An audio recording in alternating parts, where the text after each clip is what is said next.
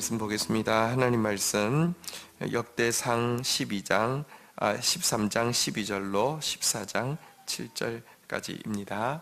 역대상 13장 12절로 14장 7절 한 절씩 교독하시겠습니다. 그날에 다윗이 하나님을 두려워하여 이르되 내가 어떻게 하나님의 궤를 내 곳으로 오게 하리요 하고, 다윗이 궤를 옮겨 자기가 있는 다윗성으로 메어 드리지 못하고 그 대신 가드 사람 오벳에돔의 집으로 메어 가니라. 하나님의 궤가 오벳에돔의 집에서 그의 가족과 함께 석 달을 있으니라. 여호와께서 오벳에돔의 집과 그의 모든 소유에 복을 내리셨더라.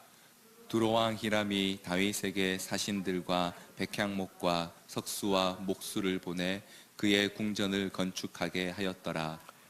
다윗이 여호와께서 자기를 이스라엘의 왕으로 삼으신 줄을 깨달았으니 이는 그의 백성 이스라엘을 위하여 그의 나라가 높이 들림을 받았음을 알미었더라.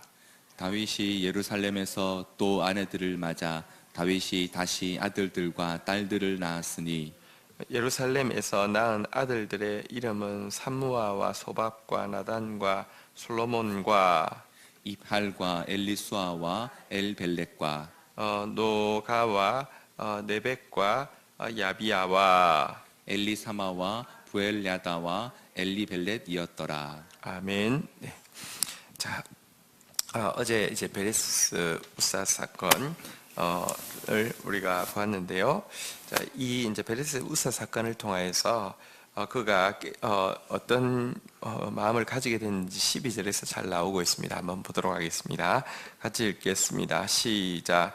그날에 다윗이 하나님을 두려워하여 이르되 내가 어떻게 하나님의 궤를 내 곳으로 오게 하리요 하고. 여러분, 여기서 베레스 우사 사건을 경험하면서 하나님을 경외하는 마음, 두려워하는 마음이 크게 생겼습니다. 자기가 언약궤를 모셔오는 게 하나님이 한데 있는 하나님을 또 따뜻한데 이제 맞아주는 것이니까 기여한다고 생각하는 마음이 없지 않았을 텐데요. 이 베레스 우사 사건을 통해서 그게 아니라 자기 같은 자가 하나님을 모신다는 것은 너무나 이게 지나친 일이고 두려운 일이라는 사실을 이렇게 깨닫게 되어서 내가 어떻게 하나님의 궤를 내 곳으로 오게 하리요, 이렇게 지금 이제 위치가 바로 잡히게 되었습니다. 하나님의 일을 할 때 우리가 항상 가져야 할 것은 내가 하나님께 기여해 드리는 것이 아니라 하나님이 나를 사랑 때문에, 긍휼 때문에 참아주신다는 것입니다. 하나님이 내가 하나님을 내 곳으로 모셔드리는 것이 아니라 하나님이 비천한 내 곳으로 찾아와 주시는 것입니다. 근데 어쨌든 사람이 자기 교만이 조금 들어가면요, 거짓이 들어가면요, 이 생각이 없어지고 내가 뭔가 기여한다고 착각을 하게 되죠. 그랬던 것이 이 베레스 우사 사건을 통하여서 두려운 마음을 가지게 되었고요. 그리하여서 13절 같이 한번 읽도록 하겠습니다. 읽겠습니다. 시작. 다윗이 궤를 옮겨 자기가 있는 다윗성으로 메어 드리지 못하고 그 대신 가드 사람 오벳에돔의 집으로 메어 가니라. 그래서 너무 두려워서 자기 집으로 모셔오기를 포기하게 되자 그 근처에 있는 오벳에돔이라는 레위인의 집으로 옮겨가게 되었습니다. 오벳에돔은 그핫 자손인데요. 그핫 자손 이 언약궤를 아마 특별한 이유는 없고 근처에 있어서 모시게 되었는데, 우리가 잘 아는 바대로 오벳에돔은 사실은 우연히 그 언약궤를 모시게 된 것 같지만 가장 모실 만한 사람으로 준비되어 있었습니다. 그런데 이것도 한번 생각해 보십시오. 오벳에돔이 평소에 이런 생각을 하고 있었겠습니까? 아비나답, 저 사람 저 가문은 진짜 아닌데 내가 모시면 잘 모실 텐데 기회 안 오나 뭐 이렇게 하고 있다가 이 지금 온 것입니까? 아니요. 한 번도 그런 생각도 해봤고요. 한 번도 그런 생각도 해보지 않았고 있었는데 여러분 그냥 우연 같은데 우연이 아니었습니다. 하나님께서는 정말로 겸손하게 정말로 기쁨으로 이렇게 이 언약궤를 모실 수 있는 사람이 준비되어 있었습니다. 그러자 다윗이 지금 너무 두려워서 못 옮기게 되었을 때 우연 같지만 그에게 이 축복이 임하게 되었던 것입니다. 그리고 이 축복 때문에 거꾸로 다윗이 또 격려를 받아서 감사함으로 또 경외함으로 또 은혜인 줄 알고 모셔드릴 수 있게 되는 계기가 되었는데요. 오벳 에돔의 이야기를 보면서 하나님께서 사실은요 내가 없이는 하나님 일이 안 된다 이 생각도 정말 교만이고요. 내가 하나님의 일에 수종 들고 있다는 것이 얼마나 큰 축복인지를 다시 한번 생각하게 합니다. 14절 한번 읽도록 하겠습니다. 읽겠습니다. 시작. 하나님의 궤가 오벳 에돔의 집에서 그의 가족과 함께 석 달을 있으니라. 여호와께서 오벳 에돔의 집과 그의 모든 소유에 복을 내리셨더라. 자, 그래서 있었던 기간은 겨우 3달밖에 되지 않습니다. 자, 그런데 이 3달 동안에 하나님께서 눈에 띄게 복을 주셨습니다. 그의 집과 그의 모든 소유에 복을 주셨는데 이 복이 얼마나 컸던지 간에 이 다윗이 이것 때문에 용기를 내어서 하나님의 궤를 모신다는 게 정말 나로서는 겸손하게 경외하는 마음으로 모셔야 하지만 이것 자체가 하나님께서 기뻐하는 일이고 또 이것 자체가 가장 큰 축복이라는 사실을 확신하고 다시 언약궤를 모셔올 수 있는 엄두를 내게 되었습니다. 그럴진데 그가 받았던 복이 특이한 것은 틀림없습니다. 물론 탈무드에서 해석하고 있는 바는 조금 지나친 바가 없지 않습니다. 탈무드에서는 이 부분을 어떻게 해석하냐고 하면 오벳 에돔이 이제 우리 역대기에 보면 이제 자손 중에서 62명의 자손이 이제 있는데요. 그러니까 손주 때가 62명이 있는데 이 62명이 어떻게 나오게 됐냐고 하면 그에게 며느리가 이제 있었는데 이 며느리가 3개월 사이에 9명의 며느리가 6쌍둥이를 낳아서 54명이 되는데 거기다가 자기 아내가 54명이 되고 거기다가 아들이 죄송합니다. 아들이 8명이고 아내가 있었는데 그러면 9명이잖아요. 그죠? 9명이 3개월 사이에 6쌍둥이를 낳았다. 그러면 9, 6이 54가 되잖아요. 그죠? 거기다가 자손이라 하면 아들까지 포함해서 워낙 8명의 아들을 해서 62명이다. 이렇게 이제 계산을 하는데 어쨌거나 3개월 사이에 쌍둥이가 54명이 태어났다. 이제 이렇게 이제 탈무드에서는 해석을 합니다. 근데 제가 이제 유대인들의 탈무드에 대해서 여러 번 이제 중요한 레퍼런스 때문에 성경에는 없지만 탈무드에 있어서 이제 레퍼런스를 보면서 조금 느끼는 바는 약간 뻥이 심하다 이런 생각을 가집니다. 좀 뻥이 많긴 많습니다. 그런데 이 정도는 아니지만 다윗이 보기에도 3개월 사이에 막 겁이 나서 포기했던 다윗이 이건 정말로 하나님 앞에서 언약궤를 모신다는 것은 분명히 은혜이지만 놀라운 축복이고 하나님께서 내 중심에 죄악은 심판하셨지만 내 중심에 언약궤를 사모하고 모시려고 하는 마음 자체는 기뻐하시는구나 하는 생각으로 용기를 내어서 언약궤를 옮길 수 있었다는 것은 다시 말하면 특별한 그의 집이라는 것은 자손에 대한 이야기가 틀림없고요. 집과 소유에 특별한 복을 내리셨던 것은 분명합니다. 무엇인지 정확하게는 알 수 없지만 그리고 한번 보시면 여러분들 나중에 성전에서 문지기라는 것은 그냥 창고 수위를 이야기하는 게 아닙니다. 요즘 언론에서 이야기하는 것처럼 학교 보안관 이런 그냥 형식적으로 이렇게 이런 게 아닙니다. 이 거룩과 불결을 분별해가지고 하나님의 성전이 거룩하도록 지키는 영적인 이렇게 일을 하는 대단히 중요한 일인데요. 문지기가 24반열이 있는데 이 오베데돔의 자손이 한 가정에서 13반열을 책임지게 되고요. 또 문지기의 그 리더십들이 대략 92명인가 이제 13명의 리더 외에 이제 24반열의 총책임자 밑에 92명인가 4명이 중간 리더로 있습니다. 이들이 4,000명 정도의 문지기를 전체를 관할하는데 이 중간 리더 제가 정확한 숫자는 나중에 말씀드리겠습니다. 92명인지 4명 중에서 그의 자손들이 62명이 중간 리더로서 책임을 지게 됩니다. 어쨌든 특이하게 영적으로 이 오벳에돔의 가문은 축복을 받았습니다. 뿐만 아니라 오벳에돔 자신은 언약궤를 옮기는 일에서 찬양 대원으로서 또 참여하게 됩니다.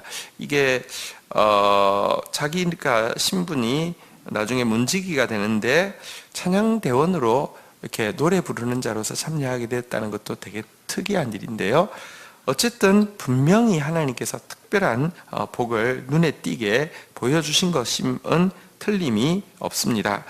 한번 보겠습니다. 아비나답은 무려 못 잡아도 70년 이상 언약궤를 모셨는데 결론은 저주를 받았고요. 오벳에돔은 겨우 3개월을 모셨는데 축복을 받았습니다. 이게 왜 그럴까요? 자, 우선 오벳에돔은요 3개월 모시고 축복을 받았을 때 그럴 줄 알았어. 난 니네들 70년보다 내 3개월이 나. 사람은 좀 자고로 준비가 되어 있어야 돼. 이런 생각 했을까요? 안 했을까요? 못했죠. 이건 무슨 일이야? 이게 무슨 일이야? 여러분들, 하나님이 주신 것을 은혜인 줄 아는 사람에게 하나님이 은혜를 주십니다. 그래도 여러분들 이게 100% 은혜가 맞지만 그래도 어떤 이유가 있었는지, 그러니까 이유가 있다고 해서 보십시오. 필요 충분 조건이면 자랑할 수 있습니다. 그런데 필요 충분 조건이 아니라 여러분들 이유를 그래도 하나님께서 빌미를 이걸 붙잡고 이렇게 많은 걸 주셨구나 하는 이유를 아는 것은 우리가 동일한 은혜를 얻기 위해서 중요한 것인데요. 성경에 이런 구절이 있습니다. 할렐루야, 여호와를 경외하며 그의 계명을 크게 즐거워하는 자는 복이 있도다. 그의 후손이 땅에서 강성하며 정직한 자의 후손이에게 복이 있으리라 라고 하면서 후손이 강성하고 복이 있는 비결에 대해서 한번 따라하겠습니다. 여호와를 경외하며 그의 계명을 크게 즐거워하는 자. 오벳에돔이 그의 후손이 강성하고 복이 있었던 것은 분명히 이 성경 구절에 비추어 보면 그는 여호와를 경외하는 자였고 특별히 그의 계명을 즐거워하는 자였습니다. 그런데 그의 집에 이 언약궤가 들어왔으니 더 경외하면서도 더 크게 즐거워하고 있었기 때문에 하나님께서 겨우 3달밖에 아니지만 이것 붙잡고 축복을 하셨고, 또 사실은 오벳에돔 때문에 축복한 건 아니에요. 궁극적으로 누구 때문에 축복했습니까? 다윗 때문에 축복했어요.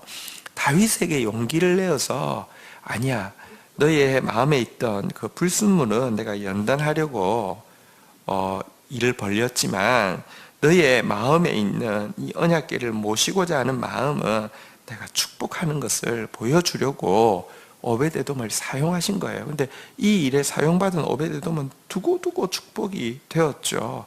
어쨌든 또 달리 바꾸어 보면 아비나답은 70년을 모셨지만 이 기준에 의해서 볼 때, 다시 말하면 자기 아들 우사가 죽임을 당한 것을 보면요, 경외감은 전혀 없었고요.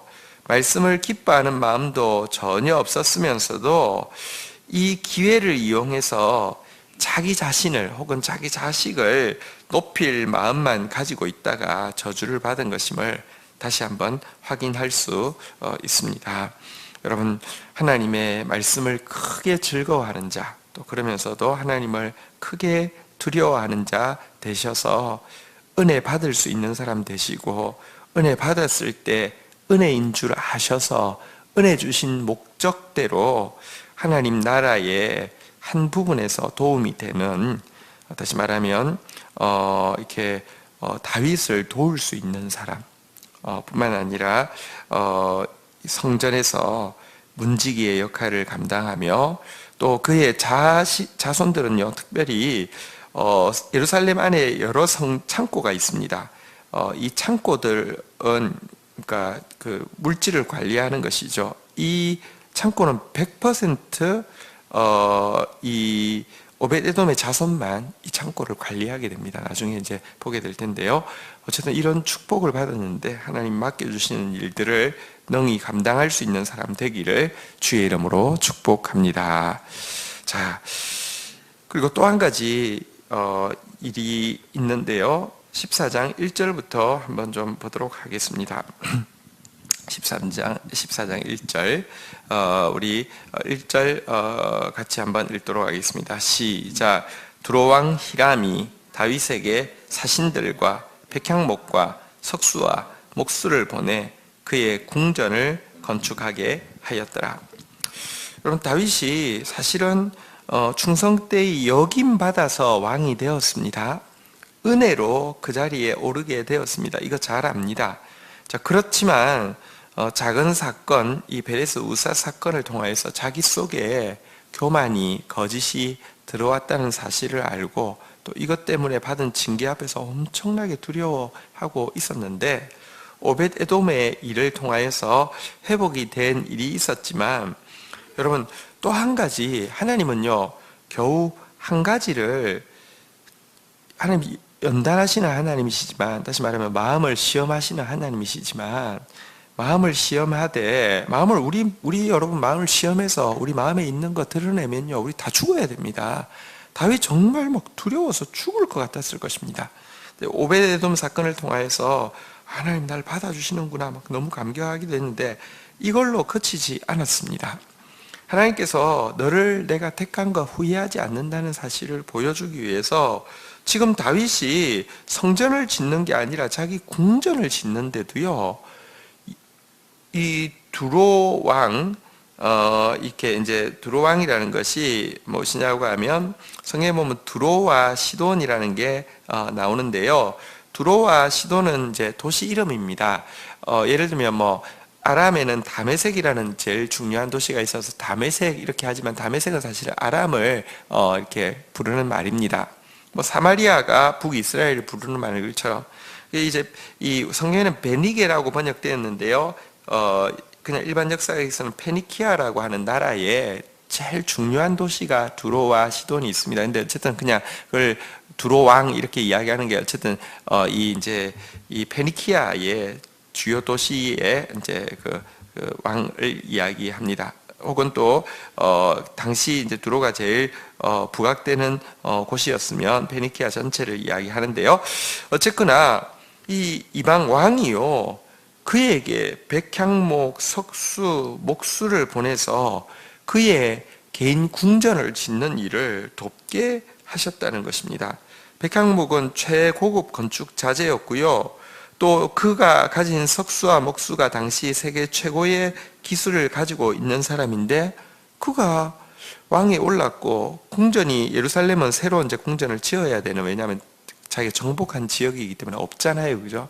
그래서 뭐 사치가 아니라 그냥 지어야 하기 때문에 짓는데, 하나님께서 자기가 이제 생각하면서, 이건 은혜니까, 나 같은 사람 왕 된 거 은혜니까 그냥 대충 짓고 살아야지, 뭐 이렇게 생각했을 수 있어요. 근데요, 최고급 자재와 최고급 기술자를 하나님께서 보내주셔서 짓게 하게 하는 것을 보고 다윗이 2절 같이 한번 읽어보겠습니다. 읽겠습니다. 시작. 다윗이 여호와께서 자기를 이스라엘의 왕으로 삼으신 줄을 깨달았으니 이는 그의 백성 이스라엘을 위하고 그의 나라가 높이 들림 받았음을 알미었더라. 이 일을 보고요, 하나님께서 나를 이 이스라엘의 왕으로 삼으신 게 틀림없구나. 아니, 자기 왕인 거 분명한데도, 여러분, 이런 한 사건 앞에서 겸손해진 사람은요, 진짜 하나님, 너무 부끄럽습니다. 그리고 하나님, 나 때문에 너무 피해가 많으십니다. 혹은 하나님, 나 같은 게 진짜 이 왕이 맞을까요? 이렇게까지 마음이 다운돼 있었다는 것을 반대로 볼 수 있고요. 그런 그가 이 두로왕 히람이 보내온 이것 통해서 나를 하나님의 나라 이스라엘의 왕으로 삼으신 게 틀림없구나. 그리고 왕 삼으신 것에 대해서 후회하지 아니하시고 기뻐하시는구나라는 사실도 알게 되었고, 이것이 자기를 높여주시는 이유가 한번 따라하겠습니다. 그의 백성 이스라엘을 위하여. 여러분, 자꾸 나를 위하여. 여러분, 하나님 내게 축복 주시는 거, 혹은 나에게 영혼들을 맡겨주시는 게 나를 위해서 주신 거고, 나한테 주신 영혼들은, 혹은 나한테 주신 것들은요, 내가 사용하려고, 내가 이용하려고 주신 것이 아닙니다. 하나님께서 나에게 주신 것은요, 나로 하여금 그의 백성 이스라엘을 위하고, 하나님이 우리를 위하시는 것처럼 또 하나님의 사람은 하나님의 백성들을 위해야 합니다. 이거를 알아야지. 여기를 여러분, 하나님 축복받았다고 하는 사람들이, 은혜 받았다고 하는 사람이, 은사 받았다고 하는 사람들이 다른 영혼들을 착취의 대상으로 생각하는 사람 많습니다. 왜? 나는 놀라운 은혜를 받았으니까 니네들을 내가 부려먹는 건 당연이야. 이렇게 되는 것입니다. 어제 뉴스에 나왔는데 이재록이라고, 그 사람은 이제 이단입니다. 진즉 이제 이단 판정을 받았습니다. 그렇지만 일반인들은 전부 다 그냥 교회 그러니까 하는데, 보십시오. 정말 통일교나 JMS하고는 똑같은 이야기를 하는 거죠. 에덴 동산에서 다 이렇게 벌거벗고 있었는데 부끄럽지 않았는데, 벌거벗어도 된다고 벌거벗어 놓고는 이렇게 해가지고 성폭행하고, 이게요 옛날부터 있던 소문입니다. 근데 이제 실체가 드러난 것인데, 어쨌든 이단 혹은 이단적인 사람들의 행태의 핵심이 뭐냐고 하면, 내가 은혜를 받았으니까 나는 이런 걸 다 가질 자격이 있어, 이러면서 착취하는 것입니다. 정말 사악하고 사탄적인 것이죠. 다윗이 하나님 나를 이 왕으로 삼으신 게 맞구나. 이제부터 내가 마음껏 영혼들 내가 자신감을 가지고 내 마음대로 해야지. 이게 아니라 이스라엘 백성들을 위하여서 하나님께서 이와 같은 자리를 세우셨구나를 알았고요. 그의 나라가 높이 들림 받았음을 알미었더라. 백성들을 하나님께서 위하게 하기 위해서 이 나라를 세워주셨구나, 자기를 높여주셨구나, 이 사실을 깨달았다, 이렇게 이야기하고 있습니다. 오늘도 이 같은 보증이 있을 것이고, 또 이 같은 보증이 있을 때 우리가 알아야 할 것은 하나님이 후회하시지 않는다는 사실도 알아야 하고, 또 나에게 주신 기회들은 영혼들 섬기기 위함이라는 사실도 아는, 하나님께서 나를 높이 들어주시는 것은 나로 더 많은 사람들을 더 낮아져서 섬기라 하심임을 아는 다윗과 같은 지혜가 있기를 주의 이름으로 축원드립니다. 자, 이처럼 다윗 성을 세울 때 세우는 일을 통하여서 하나님께서 내가 너를 기뻐한다, 내가 너를 부른 것을 후회하지 않는다, 이것을 확인해 주셨고요. 또 한 가지 3절부터 7절까지 교독을 하도록 하겠습니다. 다윗이 예루살렘에서 또 아내들을 맞아 다윗이 다시 아들들과 딸들을 낳았으니, 예루살렘에서 낳은 아들들의 이름은 삼무아와 소밥과 나단과 솔로몬과 이팔과 엘리수아와 엘벨렉과 노가와 네벡과 야비아와 7절 같이 읽겠습니다. 엘리사마와 부엘야다와 엘리벨렉이었더라. 13명의 아들을 예루살렘에서 더 낳았다, 이렇게 이야기하고 있는데요. 다윗이 헤브론에서 7년을 통치할 때에 아들들을 낳았습니다. 자, 그런데 이제 통합왕국의 왕이 되고 나서 예루살렘에서 아들들을 13명을 낳았습니다. 그래서 이것은 하나님께서 이것을 통하여서 그가 하나님의 축복 가운데 있다는 것을 확정해 주는 또 한 가지 일이었던 것을 알 수 있고요. 또 한 가지는 여기 지금 13 아들의 이름이 여기는 왜냐하면 지금 제 이 역대기에서는 헤브론에서 낳은 아들들 이름이 나오지 않고 이 아들들의 이름만 나오고 있습니다. 병행 본문에 보면 헤브론에서 낳은 아들들의 이름이 나오는데요. 이것은 하나님께서 이 헤브론에서 낳은 많은 아들들 더 위가 되고 더 이렇게 이제 더 정통적인 부인들을 통해서 난 아들들이 다윗의 뒤를 이을 통치자가 될 가능성이 전혀 없고 이곳에서 난 아들 중간에 있는 솔로몬이 이제 왕이 될 것을 사실은 또 이제 예고하고 있는 의미도 있기는 있습니다. 어쨌거나 다윗은요 한 사건 앞에서 심히 낮아졌지만 또 그 가운데에서 하나님께서 오베데돔 사건을 통하여서 또 두로왕 히람의 지원을 통하여서 그리고 예루살렘에서 태어난 아들들을 통하여서 하나님께서 은혜 베풀기를 원하신다는 사실을 다시 확인하게 되는 장면을 나오게 됩니다. 이 정도로 하나님은 은혜로운 분이시고요.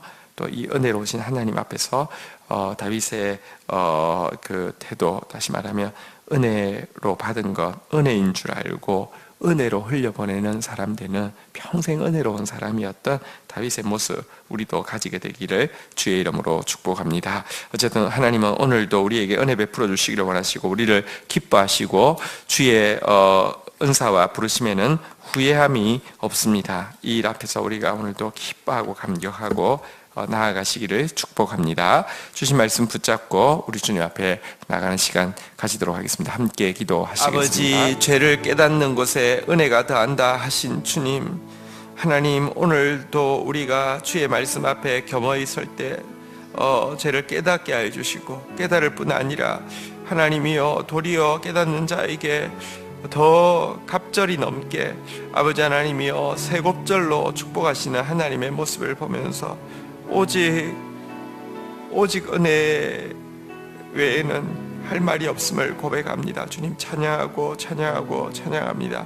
평생 은혜 받은 자로서 은혜로운 자 되어지게 하여 주시고 빚진 자로서 빚 갚는 자 되어질 수 있도록 도와주시며 하나님 찬양하며 송축하며 주님의 길 걸어가는 자 될 수 있도록 저희들을 붙들어 주시옵소서. 모든 감사, 모든 영광 주님께 올려드립니다.